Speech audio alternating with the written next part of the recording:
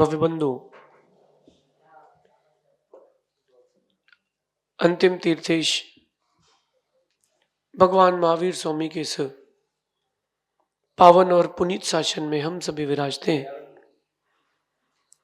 तीर्थंकर जिनेन्द्र की पीयूष देश नहीं मनुष्यों, हम सभी जीवों के कल्याण का साधन है। जो जीव है, अजीव है, उसको इस जीव ने जीव और अजीव रूप नहीं जाना।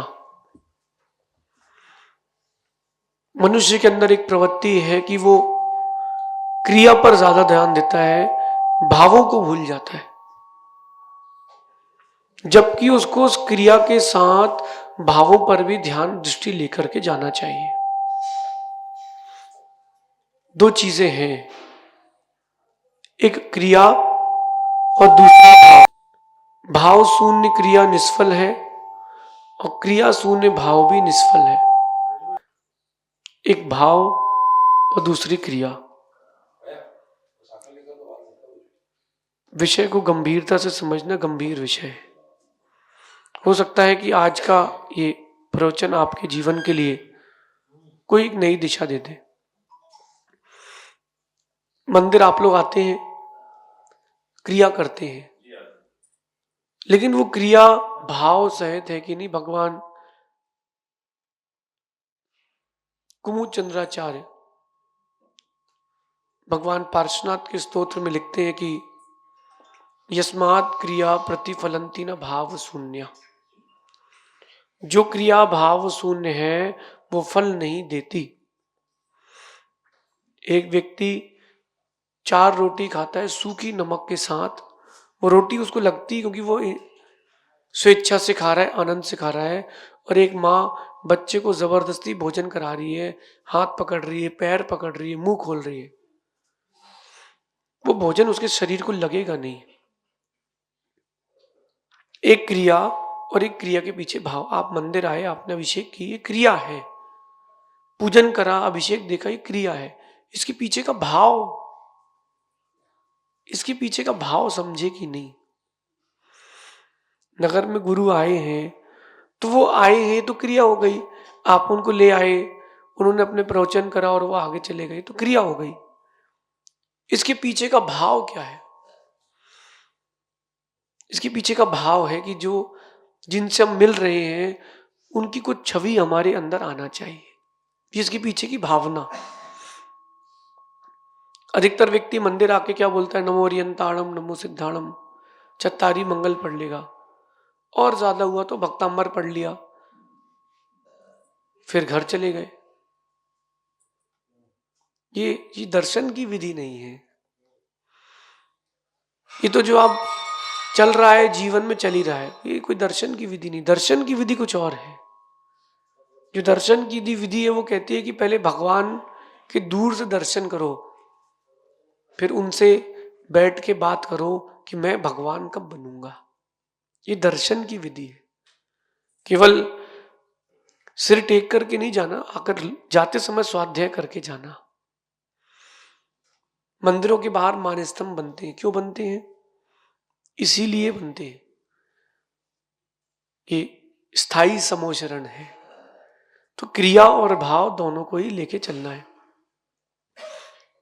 नगर में गुरु आए अथवा पर्युषण पर्व है, भगवान से चालू कर लेते हैं। पर्युषण पर्व है और बढ़िया सबने मन बनाया कि 10 दिन 10 लक्षण विधान करेंगे। अब वो जो द्रव्य चढ़ेगी वो तो माली ले जाएगा, तो क्यों अपन अच्छे फल लाओ, 100 रुपए किलो की जगह 40 रुपए वाले फल ले आओ, क्योंकि चढ़ाना ही तो है। जो फूल मुरझा चुके हैं वो चढ़ा देंगे, जो सस्ते टूटे चावल है वो ले लेंगे, जो कड़वी सी बादाम है वो चढ़ा देंगे, क्योंकि वो तो चढ़ना ही तो है। कौन सा किसी को खाना है? क्रिया तो है, लेकिन क्रिया के पीछे भावना सही नहीं है। क्रिया के पीछे अगर आपकी भावना सही होती तो आप ये बोलते कि भगवान के चरणों में जाना है, अच्छे से अच्छी द्रव्य लाके चढ़ाऊंगा, अच्छे से अच्छी द्रव्य लाके चढ़ाऊंगा। बहुत सारे लोगों को हमने देखा कि वो बस वो मंदिर आना है तो आना है, चलो दर्शन कराते हैं, डेली रूटीन है। उस डेली रूटीन के पीछे भाव क्या होना चाहिए, वो भूलते जा रहे हैं। मेरा मानना है कि मंदिर में फोन की कोई जरूरत नहीं होती, नहीं कोई भी प्रकार के फोन की हो। मंदिर भगवान से मिलने आए, रिश्तेदार से व्यापार करने नहीं आए। जैसे पुरानी स्मृतियां आप मंदिर में लेके आ जाओ। किसी से किसी का कोई बैर था, अथवा किसी से किसी को पैसे चाहिए हैं, और आप डूंगरपुर में हो और वो व्यक्ति बॉम्बे में जिससे पैसे चाहिए। अब मंदिर में आप वो स्मृति लेकर के आओ, भगवान वो पैसे नहीं दे रहा हमारे, तो भगवान के पास तुम क्या आके मिलोगे? अगर आपको घर पे रहकर के विश्व से जुड़ना हो तो फोन पर्याप्त है, लेकिन परमात्मा के द्वारे में उस चीज का कोई काम नहीं है। कोई भी व्यापार हो, कुछ भी हो, जब तक भगवान के पास है, बाकी सबसे दूरी होना चाहिए। जब मंदिर आए ना तो केवल भगवान और हम, बाकी दूरी हो सबसे, दूरी बहुत दूरी होना चाहिए। क्योंकि देखना, बात ध्यान रखना, एक दिन में 24 घंटे होते हैं। आप एक दिन का अंदाज लगा लो, उससे पूरी जीवन का अंदाज लग जाएगा। 8 घंटे सोने में, 10-12 घंटे व्यापार में, सही है ना? 20 घंटे हो गए आपके, बचे 4 घंटे। उस 4 घंटे में से 2-2.5 घंटे खाना खाने में। आप हिसाब लगाना, और 1-8 घंटे जो खाया उसको निकालने में, नहाने धोने में, बचा कितना मिनट? 1 घंटा बचा, उसमें परिवार को कितना दिया, बच्चों को कितना दिया, और परमात्मा को कितना दिया। ये पुरुष वर्ग के लिए कह रहा हूँ, आप स्त्री वर्ग में लगा लो ना, आप वही इसको प्रैक्टिकल लो लाइफ को। आप ना भोजन बनाते समय कितना समय बर्बाद किया, यहां वहां की बातों में कितना समय बर्बाद किया, फोन में स्टेटस लगाने में, दुनिया की रील्स देखने में, व्यर्थ की चीजों को उपयोग ले जाने में कितना समय बर्बाद हुआ। तो 24 घंटे में आपने शायद 24 मिनट भी परमात्मा को नहीं दिए, और मंदिर में आए 24 मिनट तो भी 24 सेकंड भगवान को नहीं दिए। इसकी साड़ी अच्छी है, यहाँ का बल्ब खराब है, क्या व्यवस्था है आपके मंदिर की? ऐसा मन में सोचते रहा व्यक्ति। किसने कहा कि यहाँ अलमारी में अगरबत्ती रखी हो? भगवान को देखे और चले जाता तो कम से कम कुछ तो ठीक होता। ये मंडप यहाँ क्यों बना है? बहुत सारी चीजें हैं कि पंखे की जगह एसी लगा ले तो ज्यादा अच्छा था यहाँ की व्यवस्था पर। मुझे नहीं चाहिए, मैं आपके मन की बात बता रहा हूं जो आ जाती है। ये टेबल तो पिछले 20 साल से यही टेबल चल रही, नई टेबल क्यों नहीं ला रहे लोग? ये बहुत सारी चीजें चलेंगी दिमाग में। तो 24 मिनट मंदिर में आए और आपने 24 सेकंड भी नहीं दिए भगवान को, तो क्रिया तो करी है, भाव शून्य किसी काम की नहीं है। चिराग, विकास, अर्पित, रजत, जितने बच्चे चल रहे हैं सबसे कह रहा हूं, बिहार चल रहा है। अगर तुम गुरु से पूछोगे तो गुरु कभी नहीं बोलेंगे कि आइए, गुरु कभी नहीं बोलेंगे कि आइए। सबकी व्यवस्था है, किसी का व्यापार है, किसी घर में कोई बीमार है, किसी घर में कुछ और प्रॉब्लम है। जिसको आना है वो कुछ नहीं देखता कि क्या समस्या है। हमसे कोई पूछेगा विकास, हम तो ये बोलेंगे अपनी सुविधा से आओ, क्योंकि नियम हमारा पैदल चलने का है अंजुल भैया, आपका थोड़ा ना है। नियम किसका है पैदल चलने का? हमारा है। लेकिन मेरा ये मानना है कि जो क्रिया हो वो भाव सहित क्रिया होना चाहिए। अब आपको विषय समझ में आ जाएगा। भोजन किया आपने, भोजन जिसे ही भोजन किया, कई लोगों को संग्रहणी की बीमारी होती है कि भोजन करते ही उनको मल विसर्जन करने का भाव होता है, तो भोजन करना व्यर्थ है, शरीर में नहीं लगेगा, वो भोजन शरीर में नहीं लगेगा। कुछ लोग मंदिर आते तो जैसे चावल लिया उन्होंने, चावल ऐसा चढ़ाया कि चावल बिखर गए।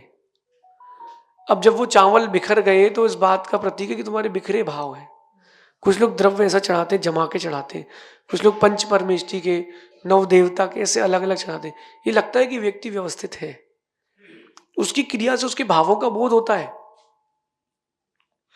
आपकी जो क्रिया है वो आपके अंतरंग के भावों को झलकाती है,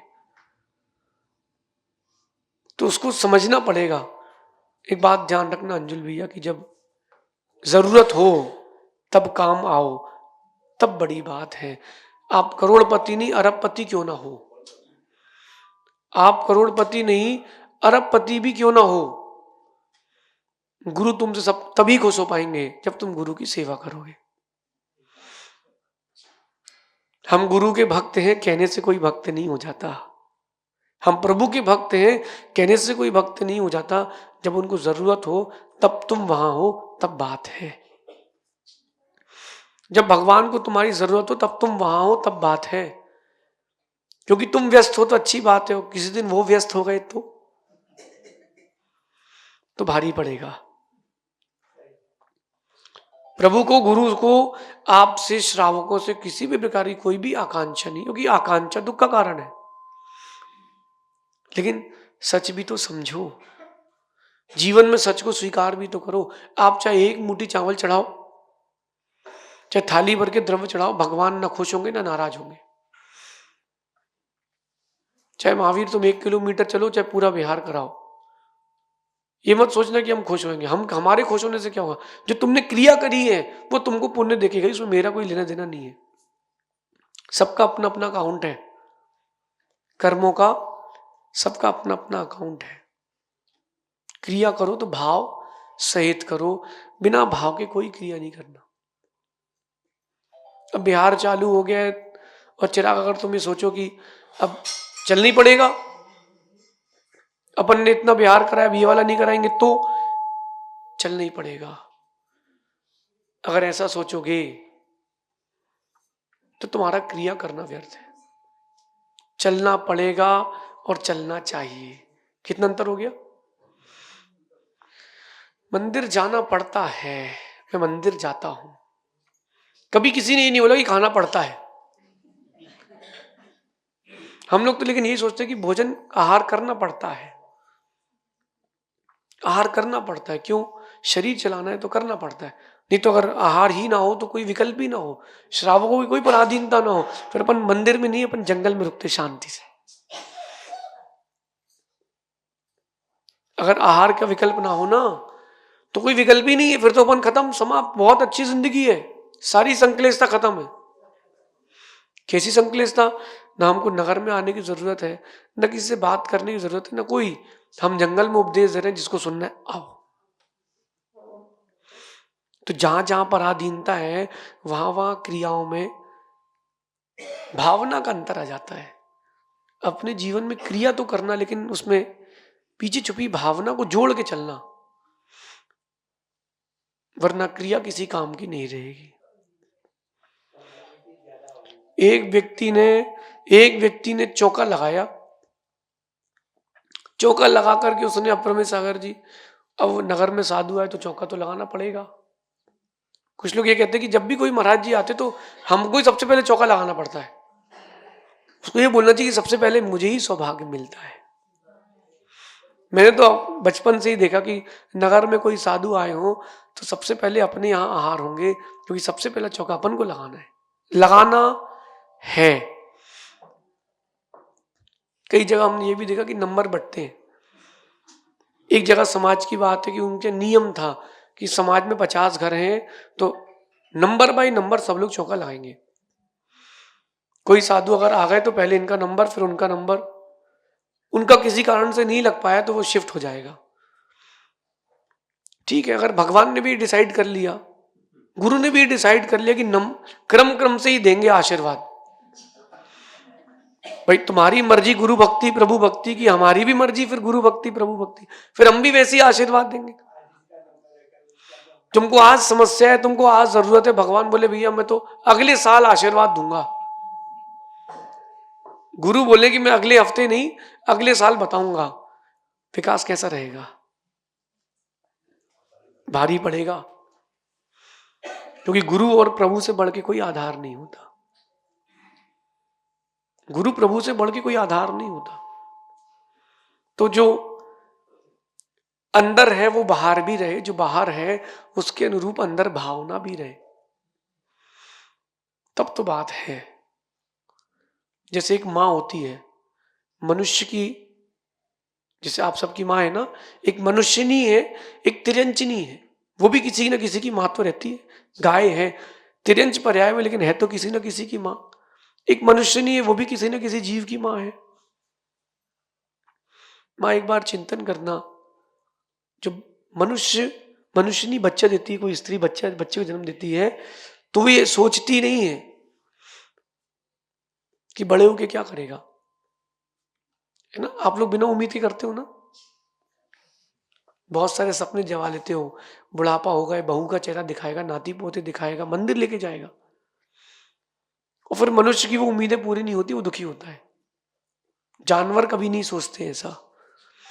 चिड़िया को पता है कि पंख आए और ये पक्षी उड़ा, जिसको से करके बड़ा किया है। अभी पिछले चातुर्मास में भीलवाड़ा में मैंने एक दृश्य देखा। मैं सुबह लघु शंका के लिए ऊपर गया, तो छोटी सी खिड़की में कबूतर था, और कबूतर के ऊपर एक कबूतर बैठा था। जो नीचे वाला कबूतर था वो छोटा था। फिर मैंने ध्यान से देखा, वो अंडे का छिलका पड़ा था। उसके हिसाब से देखे तो उसका बच्चा अभी 20 दिन का होगा। तो उस बच्चे के ऊपर पैर रख के बैठी थी वो माँ, कि अभी उड़ना नहीं, उड़ेगा तो गिर जाएगा, उसके पंख नहीं बने। जिस दिन देख लेती कि पंख बन गए हैं, तो धीरे से चोंच मारती है, उसको घोंसले से बाहर भगाती है कि अब तू उड़ लेगा, लेकिन उम्मीद नहीं करती कि लौट के आएगा मेरे लिए।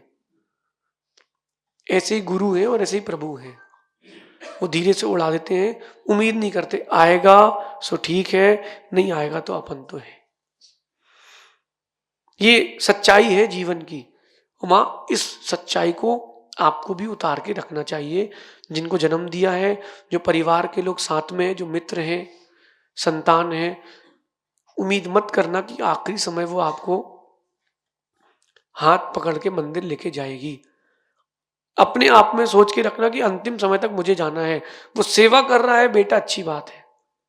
बहू तुमको बेटी ऐसी मिल जाए वो अच्छी बात है, मिल जाए तो अच्छी बात है, नहीं मिले कोई बात नहीं। अपेक्षा नहीं करना। क्रियाओं के पीछे जो अपेक्षा होती है वो दुख देती है। सहज सागर जी, हमने आपसे कहा कि कमंडल उठा दो मेरा, आपने उठा दिया। अब मन में आपके आ गया कि कभी मुझे कमंडल चाहिए, तो अपन भी महाराज को बोल देंगे। और आपने कहा कमंडल लाओ, और हमने कहा आप ही उठा लो, इतने में बहुत बड़ी पीड़ा हो जाएगी। बोले उस दिन तो हम उठा दिया था, आप नहीं उठा पाओगे क्या? आपकी बाजू में तो है। तो जो व्यक्ति है उसने, उसी कोई गलती नहीं, गलती उसकी है जिसने उम्मीदें की है। इसलिए गुरु और प्रभु कभी दुखी नहीं होते, क्योंकि वो उम्मीद नहीं करते। जब भी हमने गुरु जी के पास खबर भेजी, गुरु जी दर्शन की इच्छा है, तो बोले आ जाओ। उनको ये कोई उम्मीद नहीं है कि मेरा शिष्य आए, शिष्य की इच्छा हो तो आ जाए। गुरु कभी उम्मीद नहीं करते कि शिष्य उनके पास रहे, भक्त उनके पास रहे। ये उनका कर्तव्य है कि जब जरूरत हो तब सब काम छोड़ करके उनके पास हो। जब समाधि का समय आता है ना किसी के, अंजुल भाई, तो गुरु सब काम छोड़ देते हैं, एक ही काम पर फोकस रखते नहीं, इसकी समाधि अच्छी होना चाहिए। आज समाज में थोड़ा सा एक भेदभाव सा चल रहा है, ये 13 पंथी है, वो 20 पंथी है, ये उनके शिष्य हैं, ये उनके भक्त हैं, ये तो उनका भक्त है, तू ही जा, तू ही चौका लगा, हम नहीं लगाएंगे, तेरे महाराज आए, हमारे थोड़ा आए। तो इस प्रकार से बहुत सारी भ्रांतियां चल रही हैं आज समाज में। मेरा कहना है कि अगर जो भेद आपने कर लिया है वो आपकी उपज है, सोच है, कहीं भगवान ने भेद कर लिया तो बहुत भारी पड़ेगा, बहुत भारी पड़ेगा। आज वर्तमान का परिप्रेक्ष्य चल रहा है कि साधु अपने पंथ को, मतलब अपने अपने आप को ऊंचा बनाने के लिए एक अपना ग्रुप बना रहे हैं। कोई किसी से पूछ ले कि 13 क्या होता है, 20 क्या होता है, तो वो खुले खुले मुख से नहीं बोल सकता, कि सब आगम की व्यवस्था नहीं बोल सकता। क्यों? अपनी दुकान बंद हो जाएगी ना। मतलब जिनवाणी भले ही झूठी हो जाए लेकिन अपनी दुकान चलना चाहिए। ध्यान रखना, जिन्होंने जीवन दिया हो ऐसे माता पिता को जीवन के अंतिम समय तक उनकी प्रत्येक क्रिया में भाव सहित सहायक बनना।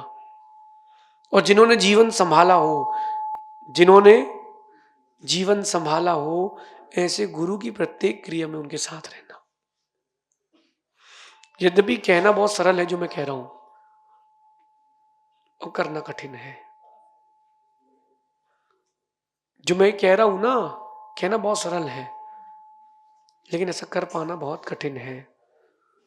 क्यों कठिन है? क्यों कठिन है? क्योंकि उसके लिए मन चाहिए। मन चाहिए, मन, समर्पण चाहिए, नहीं तो बिना उसके कुछ नहीं होगा।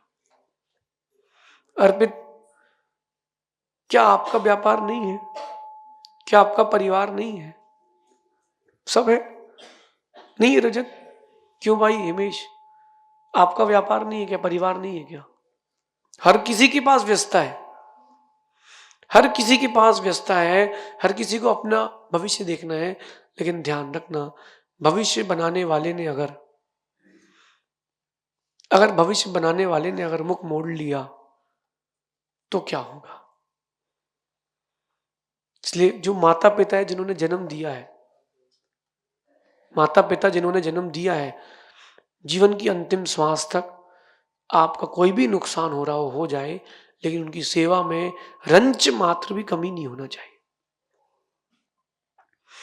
क्योंकि उन्होंने जन्म दिया है। मैं कह रहा हूं कि अगर उन्होंने आपके साथ गलत भी किया हो ना तो भी चलेगा, क्योंकि उन्होंने जन्म दिया है ना। अच्छा, आप लोगों से मेरा पूछना है कि बेटे को जन्म देने का आप में ताकत है, बेटी को जन्म देने की ताकत है, भाई को जन्म दे सकते क्या? माता पिता को जन्म दे सकते क्या? नहीं दे सकते आप। तो जन्म दिया उन्होंने, बहुत बड़ी बात है। ऐसे भी पापी लोग हैं जो घर में ही मार देते हैं। तो जिन्होंने जन्म दिया है उनके प्रति क्या उपकार होना चाहिए, वो दिखावटी नहीं, अंदर का होना चाहिए। दिखावटी नहीं, अंदर का होना चाहिए। अंदर से मतलब, हाँ, एक होता है कहना कि मैं आपका हूं, और एक दिखना कि मैं आपका हूं। तो कह दो तो वो अच्छी बात है, लेकिन दिखने वाले के साथ कहो तो अच्छी बात है। आप लोगों ने फिल्म देखी होगी, फिल्म, आप लोगों ने फिल्म देखी? फिल्म नहीं देखी? टॉकीज में कोई फिल्म तो देखी होगी आप लोगों ने। तो उसमें कुछ लोग सामने नहीं दिखते स्क्रीन पे, लेकिन कुछ लोग होते हैं। कुछ लोग सामने नहीं दिखते लेकिन होते होते कि नहीं? अब आप देखना, डायरेक्टर कभी नहीं दिखता, सिंगर कभी नहीं दिखता। डायरेक्टर दिखता क्या? सिंगर दिखता क्या? नहीं दिखते। होते कि नहीं? होते हैं। अब समझ में आएगा आपको। डायरेक्टर दिखते क्या? नहीं दिखते। सिंगर, स्पॉट बॉय नहीं दिखते। इनके बिना काम होता क्या? इनके बिना भी काम नहीं होता। काम कैसे होता है? इनके बिना हो जाता क्या? ये भी चाहिए, ये भी आवश्यक है। जब तक डायरेक्टर ने बोले कट स्टार्ट, तब तक शूट नहीं होता। ये भी जरूरी है। तो बहुत सारे लोग, जरूरी नहीं है कि प्रभु और गुरु की भक्ति में सामने ही हो, पीछे भी तो होते हैं। जरूरी नहीं कि सामने ही हो, पीछे भी तो होते हैं। चाहे गुरु भक्ति सामने रखे करो लेकिन, या पीछे रखे करो। माता पिता की सेवा चाहे पीछे रखे करो या सामने रखे करो, करो। आवश्यक ये है कि करो। ये क्रिया के पीछे का भाव, क्रिया के पीछे का भाव कितना गहरा होना चाहिए। खिलाड़ी मैदान में सारे उतरते हैं, सारे खिलाड़ी खेलते हैं, लेकिन विशेष बात यह है कि जो दिल से खेलता है वो जीतता है। एक इस दृष्टि से मिल रहा हो कि चलो इससे संबंध बनाना है, इससे व्यापार करना है, तो तुम चल पाओगे। बस चलो मिल लो, टाइम पास कर लो, तो वो ना व्यापार बनेगा, ना संबंध बनेगा, ना दोस्ती बनेगी। मंदिर आओ, गुरु के पास आओ, बस दर्शन करना है, ये भाव मत रखना हमें इनसे जुड़ना है, क्योंकि इनसे जुड़ गए ये बड़े व्यापारी हैं, ये बड़े व्यापारी हैं। इनकी यूनिट का अगर एक काम भी मिल गया, सिद्ध सला में आपकी जमीन पक्की है। बड़े व्यापारी हैं। सोचो एक मिनट के लिए, आपकी अगर ऐसी व्यवस्था हो जाती है कि भगवान जिसको चाहे मोक्ष ले जा सकते हो, क्या होता? घर पे कम, मंदिर में लोग ज्यादा होते। भगवान इस बार हम चले, इस बार हम चले क्या? लेकिन आपको दिखता नहीं है प्रैक्टिकली, वो धीरे धीरे होता है, क्रम क्रम से होता है, स्टेप बाय स्टेप। तो क्रिया भी हो, उसके पीछे भाव भी हो, इस चीज को आप अपने अंतरंग में उतार के रखना। यस्मात् क्रिया प्रतिफलंती न भाव शून्य। जो आपके अंदर आत्मिक गुण है वो तभी प्रकट होंगे जब क्रिया और भाव दोनों होंगे। दीपावली में फटाके कितने लोगों ने फोड़े हैं? अब नहीं फोड़ना। जिन लोगों ने फोड़े होंगे उनसे पूछ रहा हूं। एक बम आता है, रस्सी बम, हरे कलर की धागी उसमें बंधी रहती है, अंदर बारूद रहता है और ऊपर एक अगरबत्ती बत्ती रहती है। उसको इतना टाइट बनाया जाता है कि वो फूटता है तो बहुत तेज आवाज आती है। याद है? एक सिल्वर कलर का बम और आता था, बुलेट बम, समझना।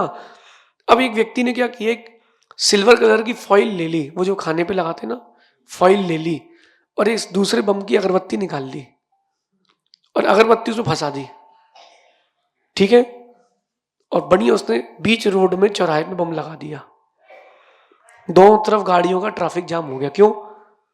बम फूटने वाला है। वो फूटा, अब गया, अब फूटा। और बम कैसे फूटेगा? बम फूटेगा ही नहीं। क्यों नहीं फूटेगा? उसमें क्रिया तो हुई है, बम तो जला है, लेकिन बारूद नहीं था तो फूटा नहीं। क्रिया तो की है, भावना नहीं थी, फलित कभी नहीं होगी, कभी फलित नहीं होगी। इसलिए अपन क्रिया और भाव दोनों को समझ में आ गया कि नहीं है? आप लोग असली वाला बम हो कि नकली वाला?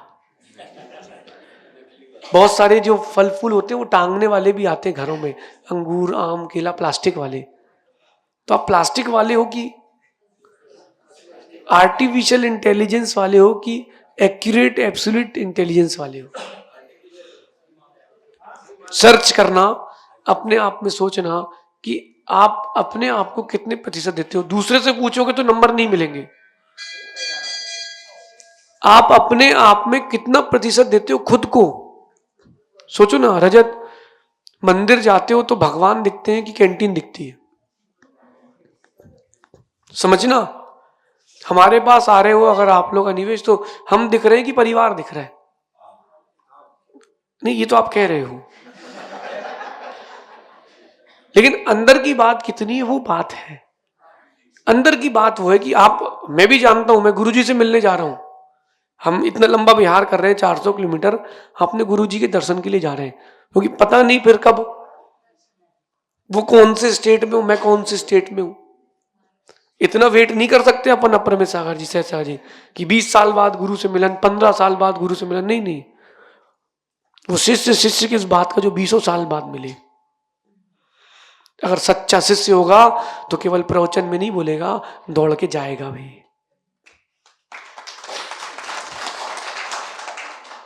बोले गुरु जी की आज्ञा नहीं है, गुरु तुमको दर्शन के लिए कहीं मना करेंगे? वो गुरु ही नहीं जो बोल दे मत आओ। और रही बात है पंचकरणक की, विधान की, वाचनाओं की, गुरु के चरणों से बड़ा कोई पंचकणक नहीं होता। गुरु की चाकरी से बड़ी कोई नौकरी नहीं होती। गुरु की सेवा से बड़ा कोई व्यापार नहीं होता। सोचना, अब मैं आज बहुत गंभीर विषय कह रहा हूं, वो अंदर का विषय है। अच्छा, ये समझ में उसको आएगा जिसके अंदर बारूद होगा। जैसे ये देखो सेवफल चढ़ा है मंदिर में, दिख रहा आपको?